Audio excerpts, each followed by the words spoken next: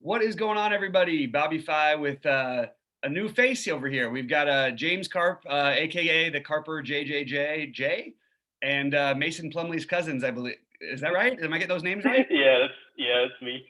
All right. Yeah, we're gonna talk a little bit about the MLB slate today. We got no sheets obviously in here, and we're gonna have some of the guys who've been following us and we've been going back and forth in our Discord with, and we're gonna bring people on, once a week, once a month, or something like that. Maybe even more often. Who knows? We're just gonna see how it goes and get into the slate. How are you doing, man? Tell us a little bit about your DFS background, and then we'll jump into the slate.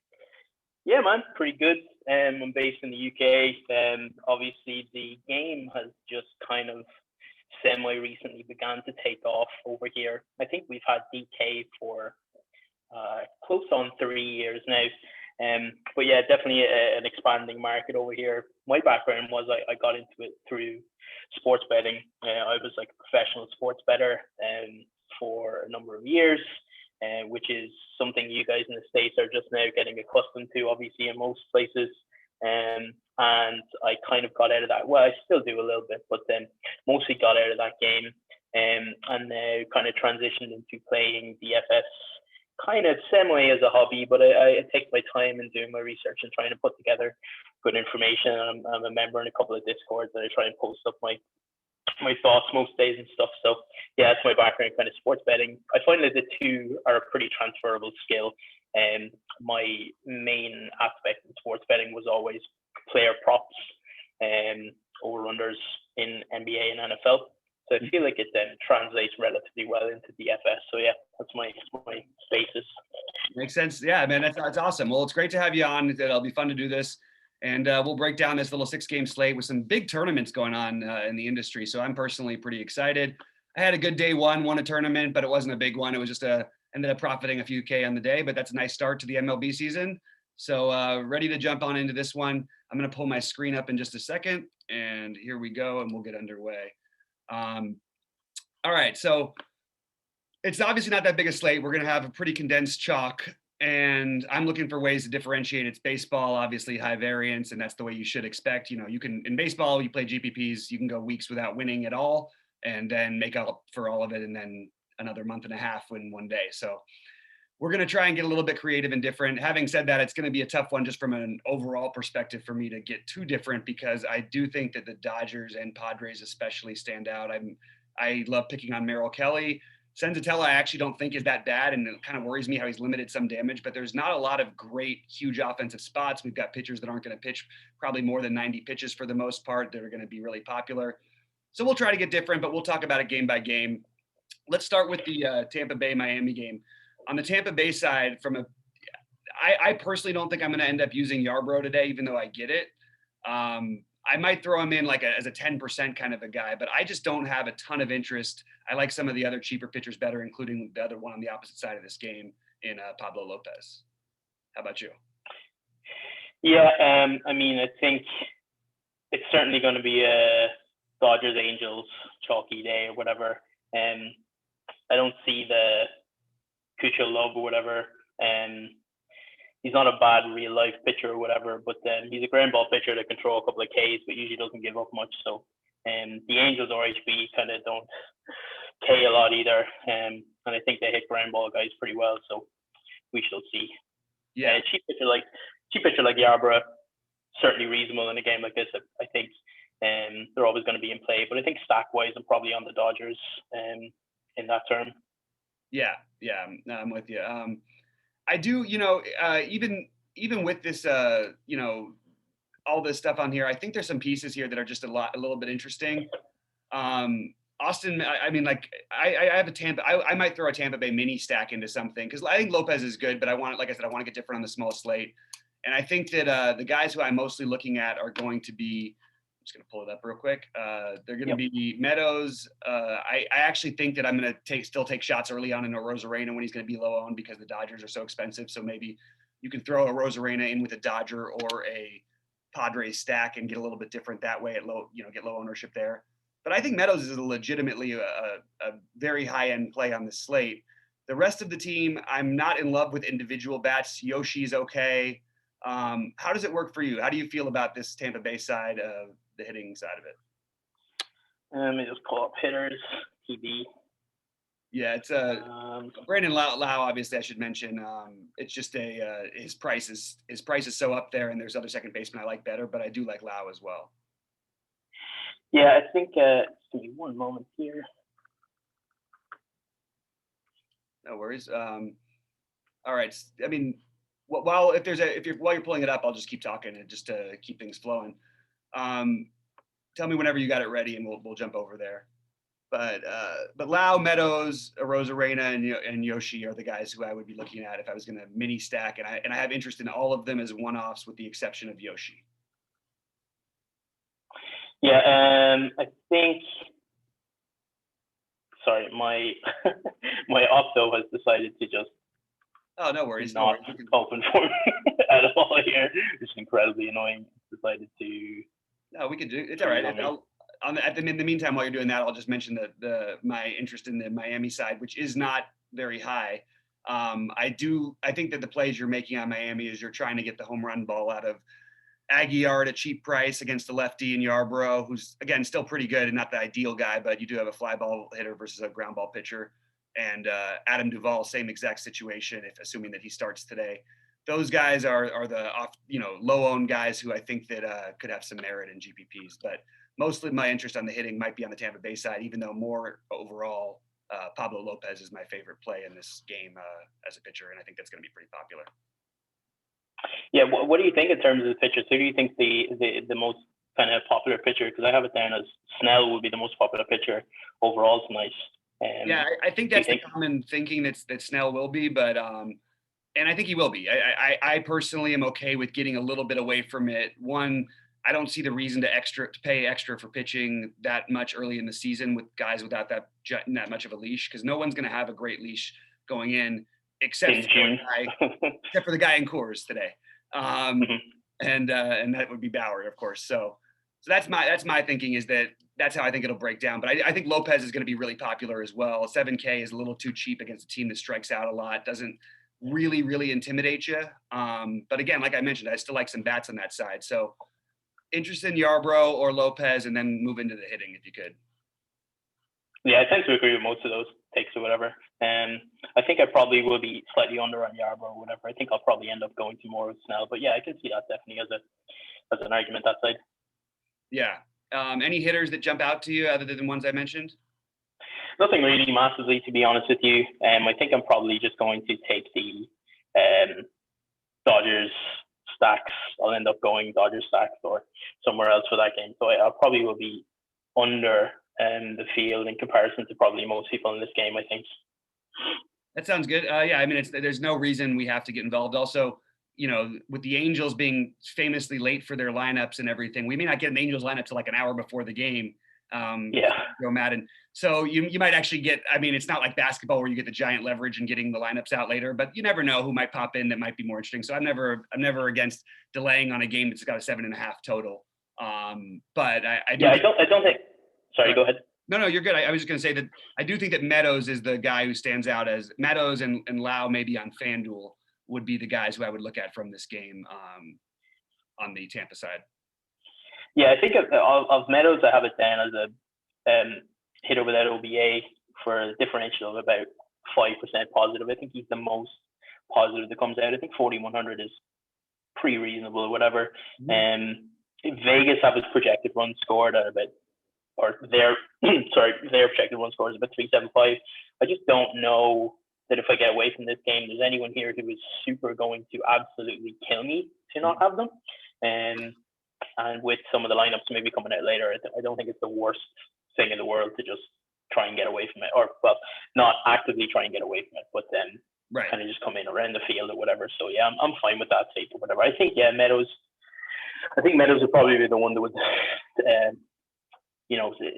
really stick out to me or whatever. But as I said, I don't think anyone's going to kill you if you try and get away from this game. So yeah, it's mostly just a differentiating game as far as the hitters go for me as well. Let's certainly talk about the Dodgers, because I can tell you right now, because of the reasons I mentioned, and I'm not afraid of it, I am not going to be scared about using guys like Bauer anywhere. I think he's got the longest leash on the slate. I think that there's a better argument for paying up for him than there is for Snell because of that leash. His strikeout upside is still immense. I actually don't think the Colorado lineup is actually very good. I just think that they're playing in cores and whatnot, and I think it's a pretty soft lineup that can be gotten. So I am leaning right now as not necessarily my highest owned pitcher, but I definitely am planning on probably being above the field on Bauer as well as the Dodger bats. But the problem is getting ahead of the field on the Dodger bats is going to be really tough. So we're going to have to try and find some ways to get creative in your stacks. And I think that's an important point to make. How do you see this game? I'm guessing you have no interest in Senzatella, and I'm guessing you're going to stack the Dodgers like you mentioned. But what's your sort of overview for this game and who you like? Yeah, none. I mean, I don't think anyone would argue that this is certainly going to be the chalkiest game. It's got I think it's 12 or 12.5 on the over/under, which is, you're talking four runs greater than the next closest game. I think the next closest game is maybe, it might be the Tampa Bay game, actually, or no, maybe there's an 8.5 there somewhere. Maybe no, Houston game. Yeah, I believe that Seattle and San Francisco as well as Oakland and. They are, yeah, both 8.5. You see that here. So, but again, you're talking 3.5, 4 runs. Yeah, and the difference, whatever. I think I'm just going to stack the bats. Pretty simply. I know probably everyone else is doing it. I think where you're going to have to get different is in your stacks. You're going to have to hit on it or whatever. Let me just pull it up here to see where I have the stacks coming from right now. But yeah, I think it's simply going to be a case of trying to get different. I mean, everybody is going to have them, surely. I don't think anyone's going to have. I mean, you can run back the other side. I know you're talking about I'm fine with playing Bauer. I don't think this Colorado team have much that's scary in any way, shape, or form. Maybe someone like I don't know. I don't even really know who would be. Maybe Trevor Story or maybe Charlie Blackmon. Maybe 3-4 on the other side. Maybe. I don't know if you want to just fully. What are you thinking in terms of a stack? Are you thinking like a bat stack here on both sides, or what way are you going to approach it? I'm not going to stack Colorado. I will have some one-offs of Story, Blackmon, and then we've got a couple of cheap potential options in the batting order tonight. For Colorado's side of it that I might have some interest in. You could use Nunez as the catcher if he does end up catching. Fuentes is still 3K and Hilliard at 2.3, Tapia at 3.2. All those guys are just fine, and I might plug them in here and there. But I don't feel the need to try to pick on Trevor Bauer except for home run power, and that's really where Story and Blackmon come in. So that's Story comes in. Yeah. I think if you're going Story on the other side, if you want to take like a game stack or whatever, you're going to want Story and whoever's. I'm not sure where in the order is Story listed as at the moment. I think about third. Third, yeah. So you want maybe like a 3-4 stack, maybe if you were going on that side, or as you said, just a one-off, just a home run power of Story or whatever. I think that there's some value in. Well, obviously, I think everyone is going to end up stacking at least 2 LA Dodgers, I would imagine. Yep. On the bat side, it's just a question of where. I think for me, the one who rates out best is Bellinger. Mm-hmm. And I think he's batting 4, which would suggest to me maybe a Bellinger Smith. I'm guessing that there's going to be a lot of people on just a standard Betts Seager stack. It just makes sense. You have home run upside from both of them. Obviously, they can yard it. But I think maybe further down the order is where you're going to get difference. And even then towards the bottom of the order, I think a guy like Gavin Lux has some value. I think he's 4,100 on DraftKings. Mm-hmm. I think he's a pretty reasonable play down there. He gets on base quite a bit. But yeah, I tend to lead towards a Bellinger Smith stack if I am going with 2 bats on that side. I don't know what your opinions are. I think Justin Turner has the worst matchup of them all. Mm-hmm. Personally, I think the differential for him is about negative 25% or so. I just don't think it's a very good matchup in general. I don't know if people will get to him so much. He's 5,300. I think there's a couple of other, like for example, Smith is 5,200. I mean, you're talking 100 in the difference there. I'd substantially rather get to Smith. I haven't seen projected ownerships or anything today, so I'm not sure where people seem to be coming down, but I would certainly be coming down on the side of like a Bellinger Smith, and then even maybe a one-off on the other side with Story, and then just don't try and pick on You know, if Story hits one off bar, you know, so be it. I think, and it is what it is. It's not gonna kill Bear's upside, to be honest with you. And he can K these dudes all day if he wants to. There's not much in that Colorado order that scares me very much. So yeah, I don't know what's your take on the bats for the Dodgers. So I'll rank them for, like, the thing is, Seager is number one. He gets the biggest boost in my opinion because he hits more balls to the warning track than any player in baseball basically over the past 3 seasons. And obviously anything like that is going to make you look more at Coors, not to mention that he's added more power and more size over these years that he was injured. And then we had the shortened year last year, which he was an absolute monster. And you could argue he was the best player in baseball, not named Mookie Betts last season. They were both awesome.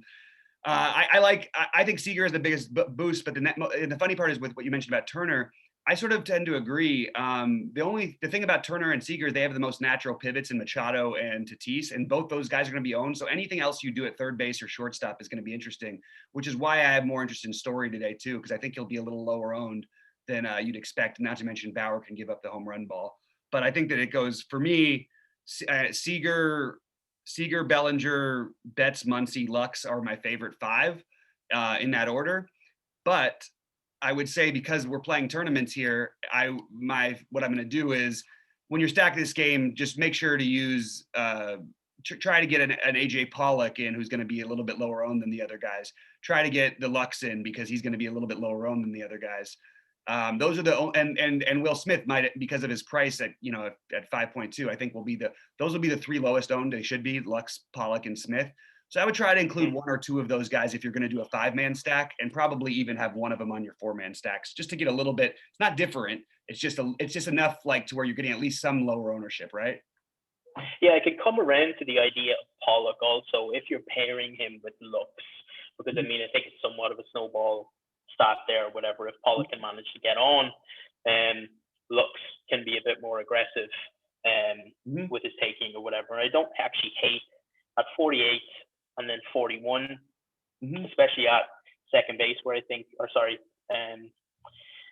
second base for Lux or whatever, where I think you can get difference. I don't necessarily hate that as a stack, but I think I'm going to want at least one of Bellinger or Seager as the absolute yards home run ball there, probably. I think you're going to want to pick your poison there on one of them. And I personally tend to come down on the side of Bellinger a little. I tend to just have a little more interest in the mid order and the back end of it. But of course, everybody knows Seager can go off at any time that he wants to be honest with you.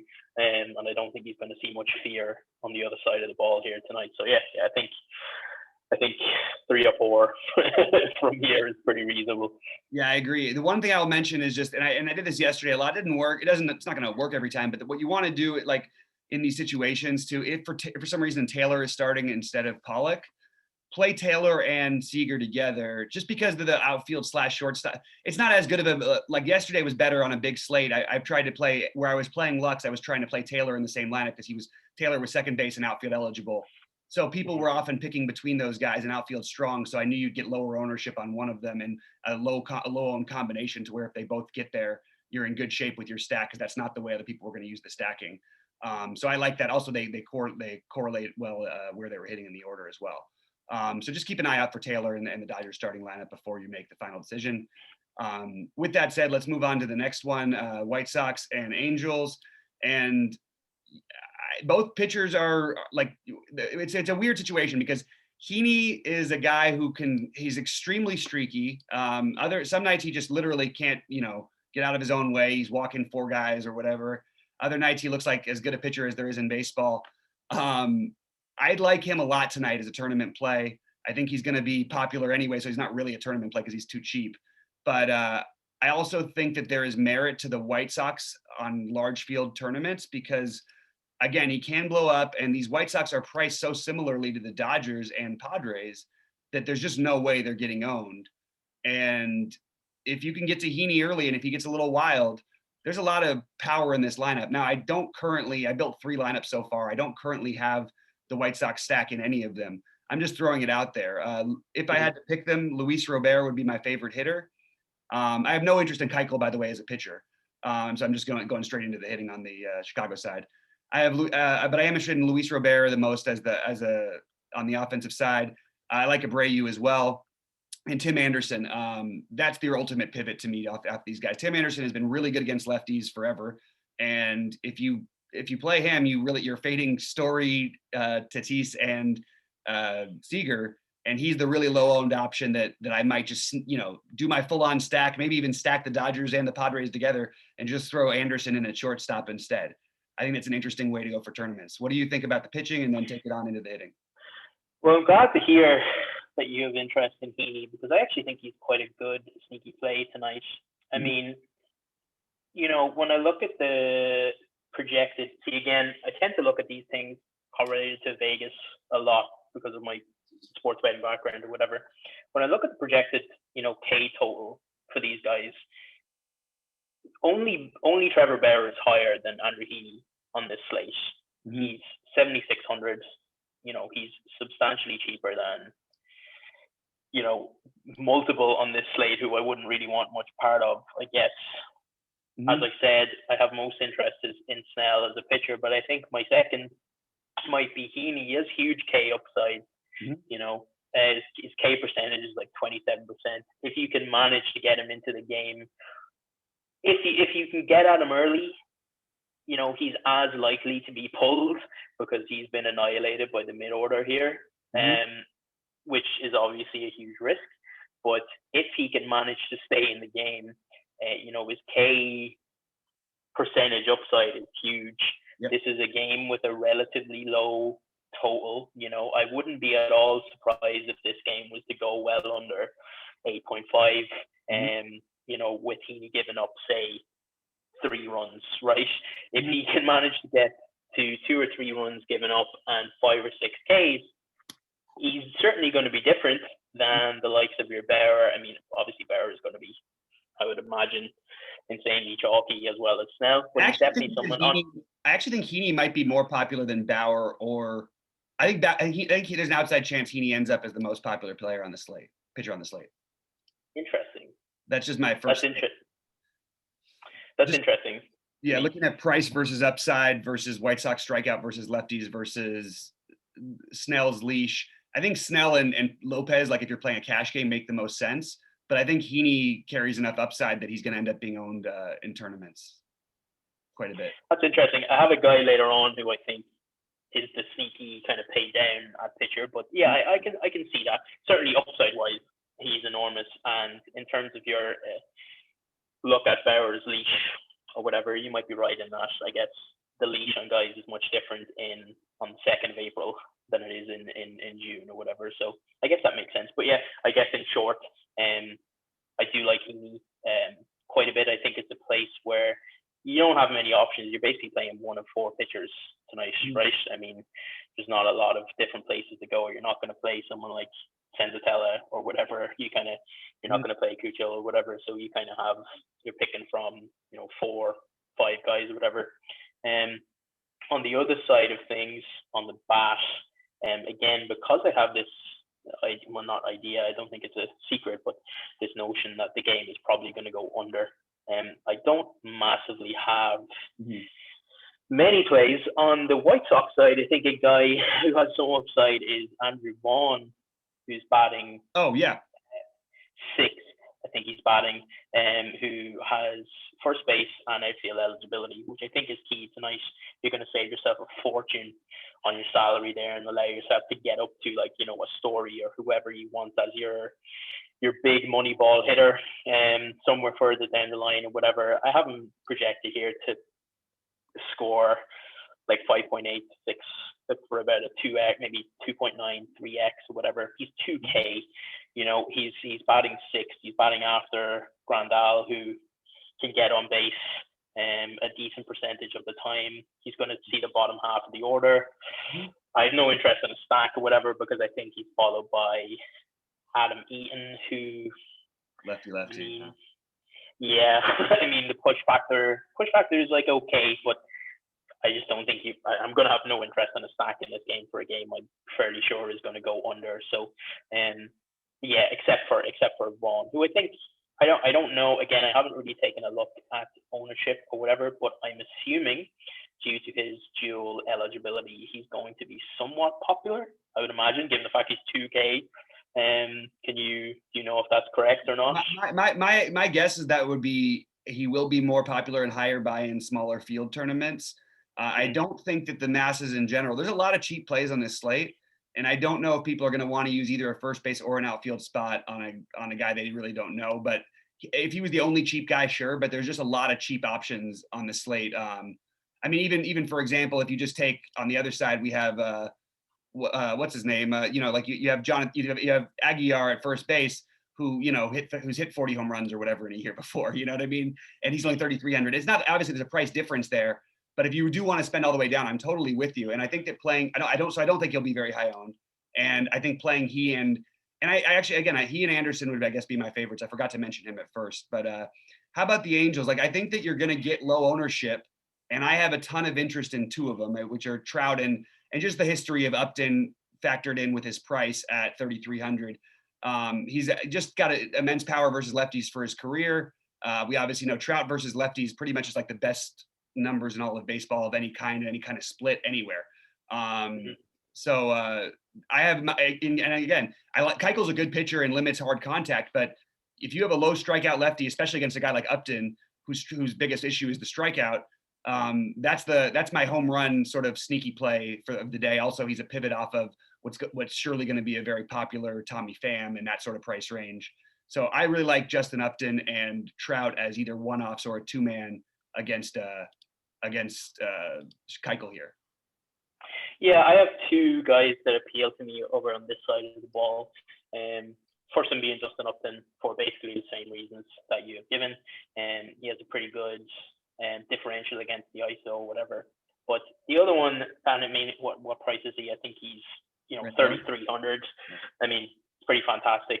The price, whatever, allows you to get different. However, I think, and he will be basically unowned, I'm guessing, that David Fletcher, who has just gotten paid big time, is, I don't necessarily love taking your narrative plays and whatnot, but I think it applies in baseball a little more sometimes than it does in other sports. Dude just got paid or whatever. He can go yards at any stage. He actually has one of the best differential ISOs on this slate of 16%, which is a pretty substantial figure. He's 4,600. He's eligible at second base and third base. I think you're kind of looking for the home run, right? But the same could be said about a lot of guys in this slate who are substantially more expensive than 4,600. He's batting first. As I said, he just got paid. I think I'll have some David Fletcher shares, not a ton or anything. And again, you're hoping for the bomb, but they're basically the only two guys. And I can understand. Look, I mean, you're not surprising anyone when you tell someone that Mike Trout is probably a good play, right? I think you don't need to explain that at any stage to anyone. But I think I would have more interest in Fletcher and, like you said, Upton, just on this particular slate, where I think also Mike Trout always garners the Mike Trout ownership. Yes, I think it'll be different tonight because of the pricing of the Dodgers and the Padres. That's partly what appeals to me about Trout, is against the lefty at 10% or 15%. That's just something on a 6-game slate you wouldn't dream of with Mike Trout usually. And it almost doesn't matter who the lefty is. Put Randy Johnson back out there. I don't care. It's Trout against the lefty. And then, by the way, Rendon is also a stud against lefties. I just don't think I'm getting to him as much, but I do think he's a good pivot off of Turner, who we mentioned earlier. Well, Rendon's hitter WOBA by handedness, shall we say, is I think one of the highest on the slate. Yeah, like 0.418. He's an absolute stud against this particular style of pitcher. So I mean, he's always going to be in play. I think that if you were to, like, what is Rendon, 5,400? He's only third base eligible or whatever. I was going to say you could perhaps take a little mini snack in Rendon and Upton. I don't necessarily hate that. You're obviously getting, it will definitely differentiate you to take, two mid-order guys from the Angels in a game that's going to be maybe under 7 runs scored, but it would certainly make you different and give you some upside there. But yeah, that's my takes on the hitters on that side. Yeah, I like it. I think that was good. I like the Fletcher, that what you pointed out about Fletcher. It's something, even if you don't play him today, that's a good piece to keep in mind going forward, just the split differential for him. All right, Houston and Oakland. I am not going to play either of these pitchers. I think that some people are going to actually get what I would consider to be kind of cute and play them. And it's not as the worst thing in the world. They're both kind of interesting. Probably lean a little, I don't know, I guess a little bit more on the Javier side personally, but I actually like the guys in the later game a little bit better. So that's probably why I'm not quite as high on this. How about you for Javier and Luzardo? I have a feeling you like one of them. Yeah, I have no interest in Javier in any way, shape, or form. I do have a little bit of interest in Luzardo. The problem is that, the opposing offense run scored is just so high. They could absolutely light him up and he could be pulled incredibly quickly. And he's 7,900, not 6,500, right? If he was 6,500, I think we'd be having a very different conversation. Now, I do have him as the second highest projected K total on slate, behind Bauer and Ty Heaney, which is interesting to me. But again, 7,900 or whatever. In terms of Javier, I have little to no interest. His expected fielding independent pitching is terrible. It's way up near 5. I just have little interest. Now that said, he's 6,500. You said people are going to get cute by playing him. I agree. I think people are going to get cute and play both him and Luzardo at some frequency. Not obviously like one of them, but there's being cute and there's being a little too cute. And I think there are guys on this slate who, I like to say sometimes, just keep it simple, stupid, right? Just play the dudes who have the best opportunity percentage in front of them. You don't need to get cute on a slate where salary isn't going to be so much an issue when you have some of the pay downs that we have, given to you here in terms of on the batting side. I just don't really think it's necessary to try and get cute with a guy. And as well, Javier, this is basically a pick 'em in terms of win rate. I think probably Oakland is slightly favored. So if Houston were heavily favored in this game, Javier at 6,500 is, I think, a really decent option, but they're not. And, runs against is about 4.5 from Vegas. I just don't necessarily, I don't see the reason to play either one of these guys personally on a slate where you have your Snells and even like we talked about earlier, your Heaney, who is, 1,100 more expensive than Javier, with a substantially greater path, not only to victory, but to a higher strikeout rate. I don't think it's for me personally. Yeah, I'm with you. In terms of the bats, I'm going to keep it really simple and short. I basically have interest in only Bregman as a one-off pivot from Machado and Turner, et cetera, chalk. I don't really want to play anybody else here. Look, if you played Altuve, I'm not going to fault you for it, but I'm not wildly behind this, which, and even looking at the run total, I can see why people would be into Luzardo. And you mentioned the K prop. That's pretty interesting. But I'm really not interested in the Houston bats primarily, just because I understand the prices. You can make the same argument for the White Sox that you can with the Houston, that they're a better pivot. But I would rather take a shot against Heaney here. And also Oakland has the better bullpen than the Angels do. I'm just looking for reasons why I would differentiate one versus the other. I also like the White Sox bats a little better than I like the Oakland bats this year. And then on the Oakland side, before you get to the hitters, I'm just going to throw out, I love Matt Olson. In general, I probably play him maybe more than, I don't know if you could argue more than I should.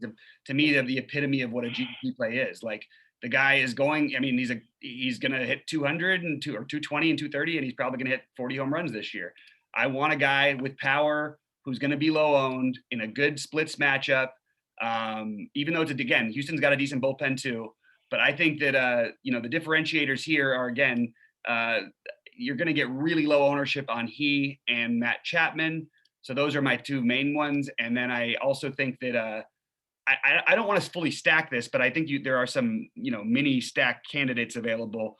Olsen. Oh, and then you've got, let me just grab my hitters again. Sorry. And my projections.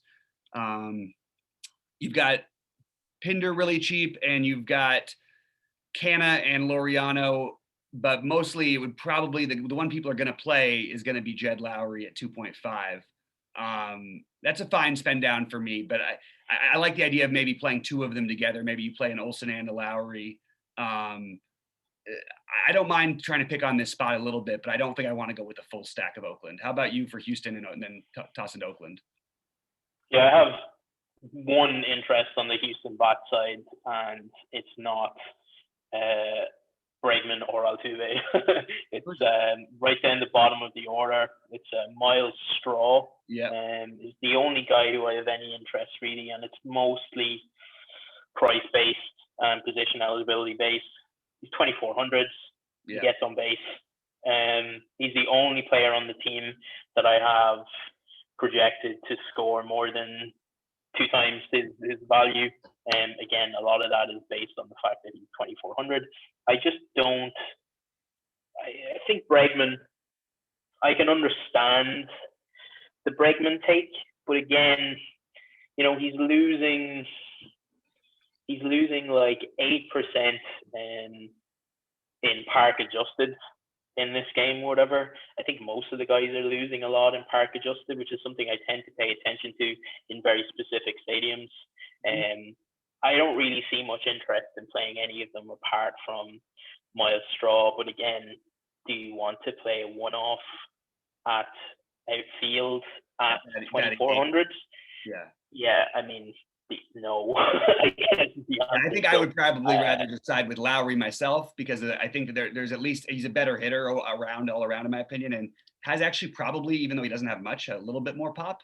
And I like the offense for Oakland better, but that's sort of why I'm not on Straw. If I was into Houston like I was last night, I would have been playing a guy like Straw, like in my stack.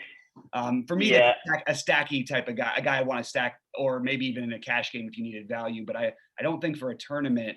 Does he have power upside? Like, I have never seen anything from him. I haven't got his minor league numbers pulled up, but I'm pretty sure I remember him having very little power. Who's this, Miles Straw? Yeah. Yeah. So back in maybe 2000 and I think it was, maybe I just need to disregard it entirely because it was the 2019 Astros. But back in like 2019, I think he had a pretty good average. I think he was batting about 270 or so. Yeah. He could definitely definitely hit them. I don't think he had any home runs, so he doesn't have home run upside. It's more a guy who's going to get you on base. And so again, as a single, as a one-off, I don't tend to play guys who don't have the home run. Even however rare it is, I tend to not play guys who don't have home run in them, who don't have the deep ball in them. It's just, unless you were really stuck for a salary saver and you needed that 2.6x or whatever, I don't think I could play him. On the other side of the ball, I agree with Larry. I think he is a very solid play at 2,500 at second base. And again, one of the few guys in the game I have over 2x. And it's just an interesting thing of Mitch Moreland has, I think, the second largest isolated power by handedness on the slate behind the man we mentioned earlier on. It's plus 26%, which is a pretty large sum, to be quite honest with you. So I think he's 3,600, which is pretty reasonable. Yeah, pretty reasonable. I don't hate it. Obviously, Mitch Moreland has the power in the bat. He can pop. So again, I don't hate Mitch Moreland as a one-off. It is at first base where we have some other options that we've mentioned earlier on. I think a couple to come later on. So I wouldn't exactly be prioritizing it, but if you're falling in love with the idea, and he does actually, interestingly, which is again complete tournament situation, but he does bat before Lowry, so a Moreland Lowry stack. There's definitely a path to victory there. There definitely is a path to that being a stack that makes, is the difference between taking one down or whatever. So I mean, if I was entering 100 lines or whatever, and a Moreland Lowry stack is definitely something I could be getting towards. Again, just because Moreland has such a ridiculous, 26% on the differential. I tend to trust the numbers in baseball a lot more than I trust the numbers in NBA and whatnot. And the sample size for someone like Mitch Moreland is huge.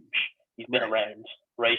So I tend to trust those guys in your April 2nd a little bit more than some other dudes. So yeah, I can get around to both Lowry and Moreland there. Moreland either as a one-off or in a little mini stack with Lowry. Yeah, absolutely. I love that call. Actually, I just didn't. I'd forgotten to mention it, but I think that that's just that he is the guy who you would want to pay down for. I think even more than Aguiar. That makes a lot of sense. I do like both of them still, but I think you're right, and I like the idea of the 5-6 with he and Lowry. And Moreland's going to be a little bit different. I still like Olsen also's power upside, but I really like that call on Moreland quite a bit. It's just an interest. Sorry, go ahead. No, you're good. You're good. Say what you got to say. It's just an interesting place for them to be also because they're following in the order two dudes who can get on base a lot.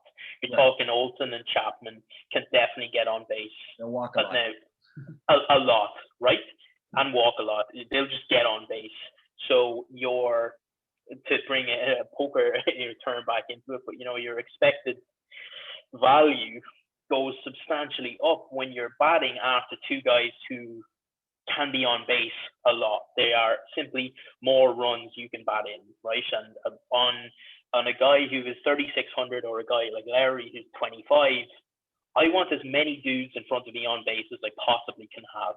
And you have multiple paths to victory in that sense with guys like Moreland and Lowry. So yeah, I really like both of those guys. And I'm actually, that situation where you're talking yourself into something. I can feel talking myself into talking me into it. So you're doing a good job. Because I definitely have more interest than I did before. It's a really good point. I really like that Moreland Lowry idea. I think it's a really good idea. I quite like it. So, but again, Moreland is fine as a one-off too. I think. Absolutely, completely. Definitely has the power. But yeah. And Lowry's cheap enough to probably be okay as a one-off as well. But in general, I think that's a better idea. What you just mentioned. All right, let's talk pitchers for you're not going to find me playing Merrill Kelly very often. I understand there were some good games last year. I understand he had a good year. I think that this man is fraudulent. I think he gets away with a lot. He's going to have some good starts and he's going to beat me because he's done that, but he's done that a number of times. I have also gotten him where you just can tee off on him, and I don't buy this Arizona bullpen. San Diego's a hard, they make sense to me as the second chalk stack with the Dodgers. But we still want to get a little different. Oh, and then Blake Snell, I'm going to probably be on the lower side of Blake Snell tonight because of one, he's going to be really popular. Two, he is, I don't think he's going to have a very long leash to start the year, much like he didn't last year. And I don't think it was just a Rays thing. He also moves to a team in the Padres, which is also another team that's not going to give you an extra long leash. We saw that with Clevenger last year. When he came over, he was throwing 120 pitches in Cleveland, and all of a sudden he's throwing 88 to 90 or 85 to 90 in San Diego. So I'm okay with fading a chalky Snell a little bit. It worries me. I'm going to have some of them. Don't get me wrong. He'll be in more than one of my lineups, but he's going to be below the 35 to 45% he's probably going to be owned. And actually, even though I don't want to stack against him, he's too good a pitcher. There's a lot of individual bats that are just a little too cheap for me to ignore on the Arizona side. I'm going to play a little bit of Marte. I'm going to play a little bit of I think Ketel Marte is a really good baseball player, and I just think that at 3.3, I'll take that shot. I'll probably play a little bit of him. I was thinking about a little bit of Escobar. But that's actually, I guess that's basically it. I just wanted to throw that out there. Carson Kelly's not the worst, but I just don't think we need to do that on the slate. But it's not that I want to pick on Snell. It's just that these guys are cheap and everybody's going to play Snell, so they'll be low owned. But I don't really love the I don't want to stack Arizona or anything. I don't feel great about Snell or all the entire stack against him. I just want to take shots with Marte and Escobar primarily, and then play a little bit less of Snell than everyone else. How about you? Yeah, I actually have kind of an interesting take on the pitching side of this. I said at the top of the hour or whatever that I really liked Snell, and I do I think him and Bauer have the greatest win expectancy on the slate. His K percentage is the high. This is Snell I'm talking about. Sorry, his K percentage is the highest on the slate. There's a lot of ways for him to get there. However, I do think, like you said with Clevenger last year, that he will have a shorter leash than people think, perhaps. And it's also a game. It's not as if this game has like a 6.5 or something game total. There is the possibility for a couple of these guys on the other side certainly to get hot, which we'll get to in a minute. But I'm coming around to the idea of being under the field, despite the fact that I think he has the best path to victory, the best path to an enormous amount of Ks. He could just come out and absolutely, just put these guys through the ringer and have 10 Ks and it's over, right? But start of the season, I don't love paying 9,700 for a guy who is going to have a short leash, so I think I'll end up coming in slightly under. As for Woogie Kelly, it's interesting. He's 6,700, so we have a couple of guys on the slate, your Javier and stuff like that, who are around 6,500. Merrill Kelly is a dude who the bats can come out. He's really in his own head. I think if someone hits him in the first inning, he capitulates a lot. He just doesn't seem like he wants to be out there. His K percentage is really low. I don't necessarily think that Arizona are going to win the game. It would be a different story if I thought they were. I think he has a path to reaching value at 6,700. It's not a thing I look at a lot in baseball, but I do from time to time. And his park factor is quite high. And I went back and had a look at his games at Petco. He really likes playing at Petco. I don't know if he's local or if he grew up pitched nearby or something. Really well against San Diego in general. Yeah, he loves playing at Petco for whatever reason. You're talking like a 10% adjusted differential at Petco, which is it's a pretty large sample size too. It's not like it's not like a one-off game or whatever. It's like he has some history there. So, if you were paying down, I would rather play a Woogie than like a Javier. I don't think anyone down there would be of huge. I'm not trying to force any of them in, but I can see a path to value. Now, if you're playing Merrill Kelly, there's some bats in this game you then can't play, I guess, as a result of the correlation. And also you would probably be hoping to pay up basically everywhere else. I think you just basically stick to, you're kind of convincing me on the Snell thing in terms of the short leash, etc. I think he could come out and absolutely woodchuck these guys and just have 10 Ks and the game's over. But if he doesn't, you're ahead of whatever percentage of the field. So I think maybe my pool will probably end up sticking to like your Heaney, your Bauer, your Snell. I genuinely think it's been like years since Blake Snell was on a winning GPP major tournament lineup. Blake Snell hasn't pitched 6 innings in like a year and a half. That's not an exaggeration. He has not pitched more than 5 2/3 in a year and a half. So to pay 9.7 for him, I like your points about Kelly. The weirdest thing is like I'm almost going to talk myself into Kelly just because of first of all he was really good last year. I don't want to play him. I don't think he's good in general. The Padres have a monster lineup, but it is weird that no one's going to play him on a 6-game slate, and he's actually probably got the second long. Well, I don't know if he got the second longest leash, but he certainly pitched deeper into games last year than most anybody else on this slate, and was effective. And again, gets a lot of righties, which he's much better than lefties for him. So I kind of get it a little bit. I'm not there personally. I just would rather play Lopez, but I think it's a great way to leverage on the field. And then right, you can't play the San Diego bats, which will transition. Who do you like from the San Diego side hitting wise? Because obviously it's easy to like them all, but if you had to maybe rank some of your favorites. Yeah, if I just pull them up, if I go and rank, just give me a moment to pull them up here.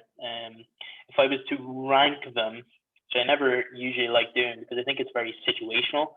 I think sometimes when you just answer a question with, X, Y, Z, I like this player, it can be a bit misleading. But if I was to rank them, I think I think if I was stacking, I would probably go.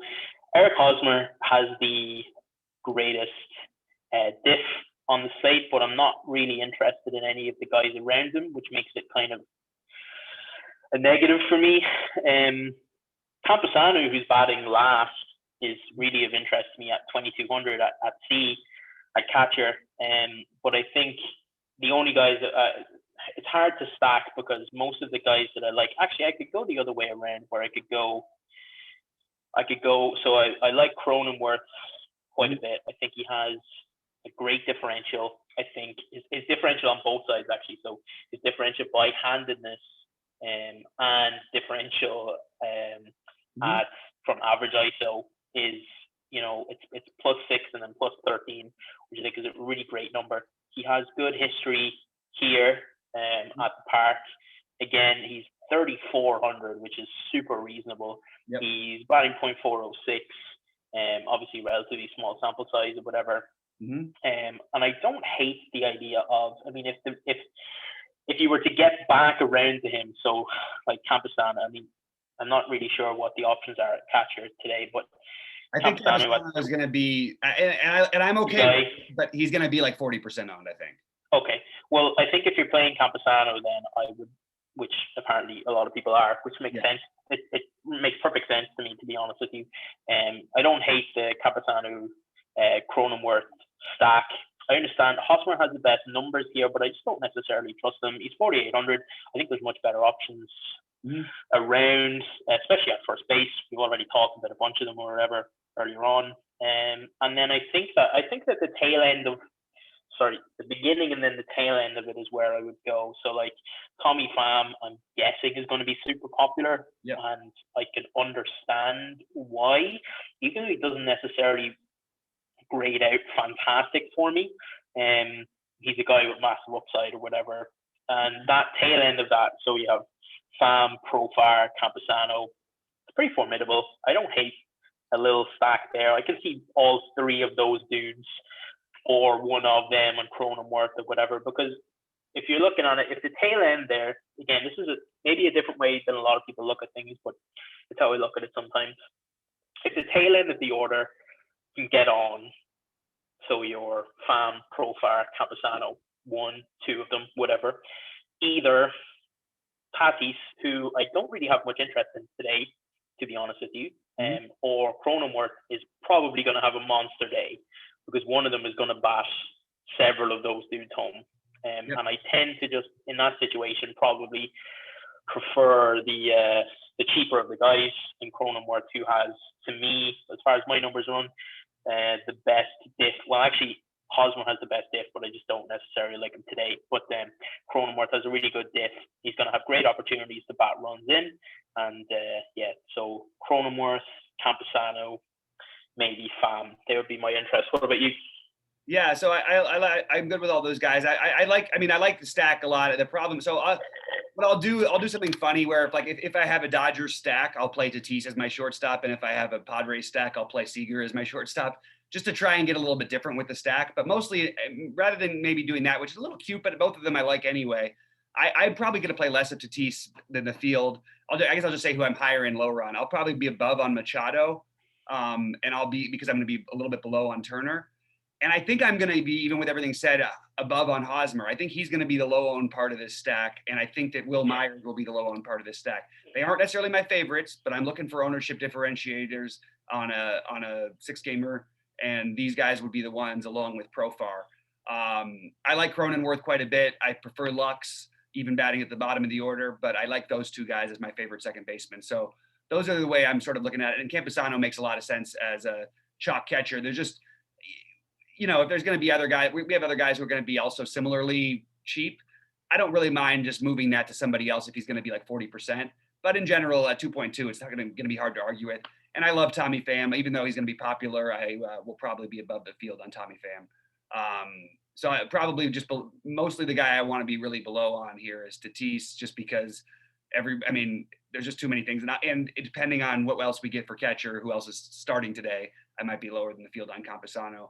It's hard because I really want to play. I like the Dodgers and the Padres the best, and they're obviously the popular ones. So I'm just going to have to change with construction and then get some mini stacks in teams like the game coming up, which we're going to talk about in just a second.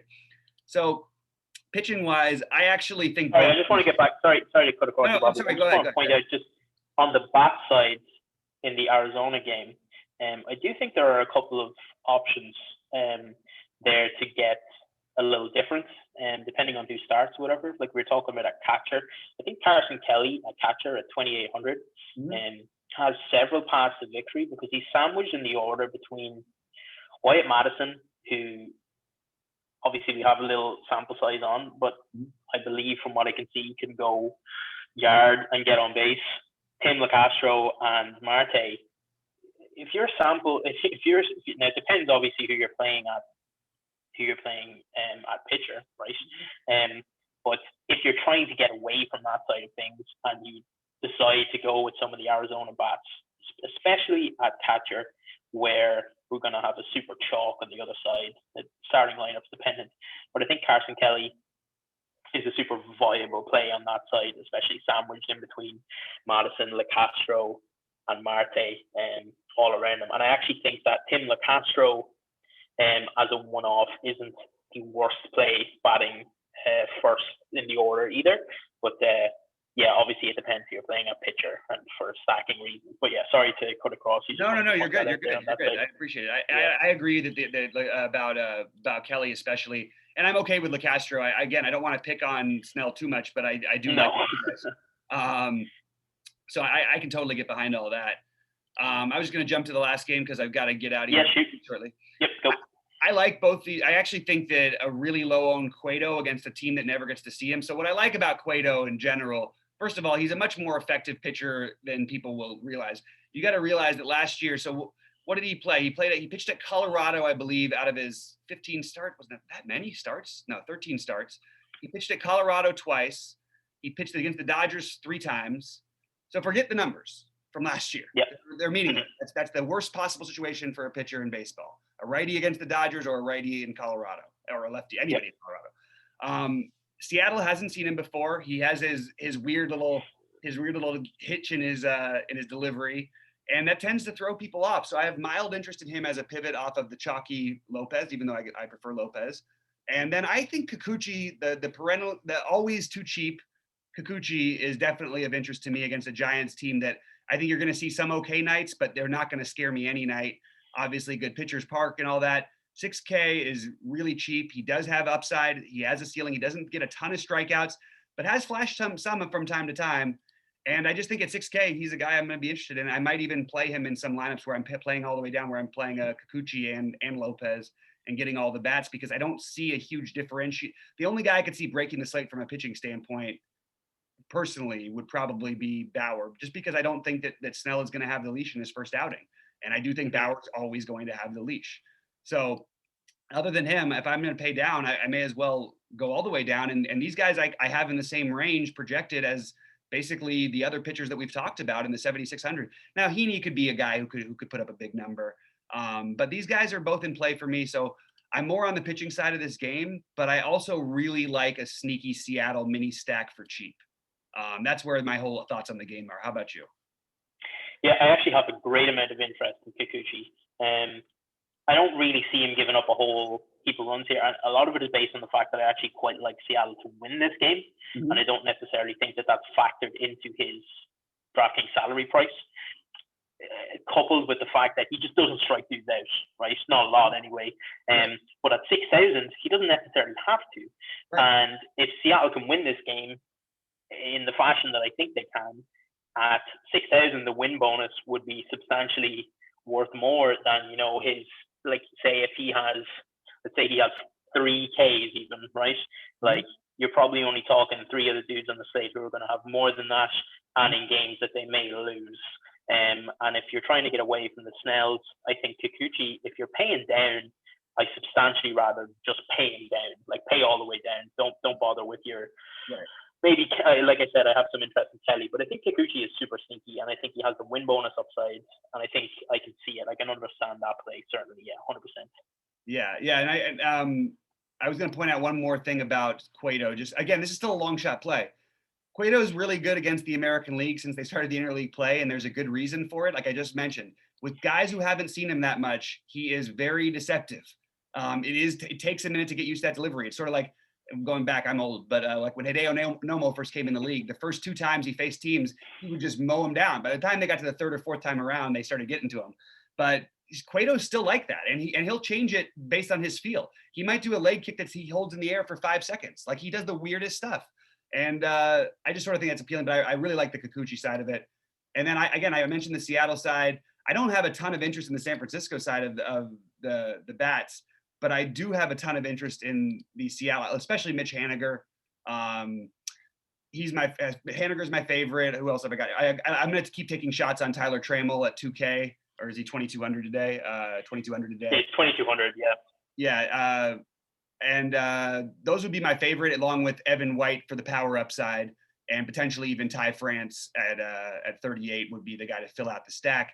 Or you could even play the brothers Seager, use Kyle at third and Corey at short, because I'm not as high on Turner as everyone else is today.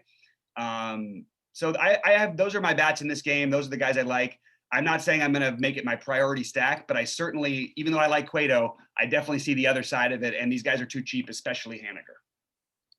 Yeah, I like a cheap stack of the Seattle Bats for a number of reasons. I think they're going to win. I think they are incorrectly priced. And I think you have multiple upsides here for not a lot of money. I quite like the either Trammell, Fraley, kind of Murphy angle, or actually, interestingly, JP Crawford, who was batting last, has the largest differential on the slate from an average ISO at plus 31%. Now he's 4K. He's playing a shortstop, which isn't ideal, but I think he allows you to get some interest there in some stacks. I think if I was to rank them, I would say Trammell is my favorite. Evan White can go off at any point really that he wants to, so I like that for the power upside. And then I think JP Crawford, although I don't love paying 4,000 there, I think he has enormous upside here, tail end of the order. So I 100% agree, and I think that the Seattle Bats are desperately underpriced here. Absolutely. Is there anybody on, before we finish up? I mean, I guess Austin Slater is the one who would make the most sense on San Francisco. Evan Longoria even at third base. Wilmer Flores maybe at second base. I don't love any of these guys tonight, but maybe you can talk me into somebody. I don't love trying to talk people into anyone, to be honest with you. I understand the Austin Slater love. He's 3,500.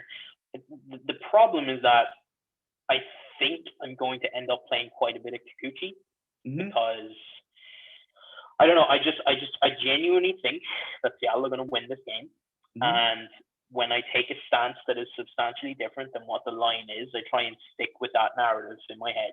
So if I think they're going to win, I'm obviously going to want to play less of the bats. However, I think if you were going to do like a little mini stack, I don't hate Dubon, dual eligibility, outfield and shortstop, and then pair him with a Slater or a Solano. Actually, Solano was very cheap as well at second base, where there is a little bit of differentiating to be had.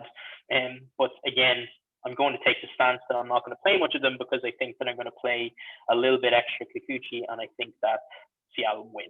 So yeah, that's my take. Yeah, that makes a lot of sense, man. I think it's really smart is to stick with the narrative that you like. That's one of the mistakes I've made at times in my DFS past is especially in basketball, which is where I really feel like game flow and everything matters. If I have a narrative built in my head, if I have a way I picture the game in my head and I end up veering from it, I mean, sure, sometimes you're going to be wrong with your original thought. That's fine. But when you veer from it and you would have been right, there's no worse feeling in the world than when you nailed the idea and you didn't get it. Yep. You know what I mean? It's sort of like just a funny example of that a little bit is not that I didn't go with it, but my original lineups yesterday that I had, I whittled down. So I put them in the $40 tournament or the $20 tournament instead of the $400 tournament the ones I don't like. So all of my secondary lineups destroyed yesterday and all of my main lineups didn't do well. So just the way it goes, you got to stick with the narrative that's in your head. Any final thoughts before we get out of here? It's been great having you. Great insight, man. Really appreciate the thoughts. Really, really good stuff. I really like the way that you approach this stuff. And I think you've come up with some really good differentiators that I hadn't quite thought of yet. So I really appreciate that. Anything for the people before we get out of here? Not necessarily. I just think it's it's always good to get an opposing view of someone who comes at things from the. I really tend to go, narrative based quite a bit, or game flow, I suppose you would call it, based when I'm looking at these things. So things like the stacks of guys who can get on or whatever, and then the cheap price guys who can back them home in the middle, like we spoke about earlier on, are really important to me. But no, I think best of luck to everyone on the slate. Should be a fun slate, a nice size, and let's hope that the Dodgers put 15 up on Colorado and everyone makes a ton of money. Excellent. Well, special thanks to Mr. Carp and to all you out there. We'll see you at the top of leaderboards tonight. Good luck, all. Later.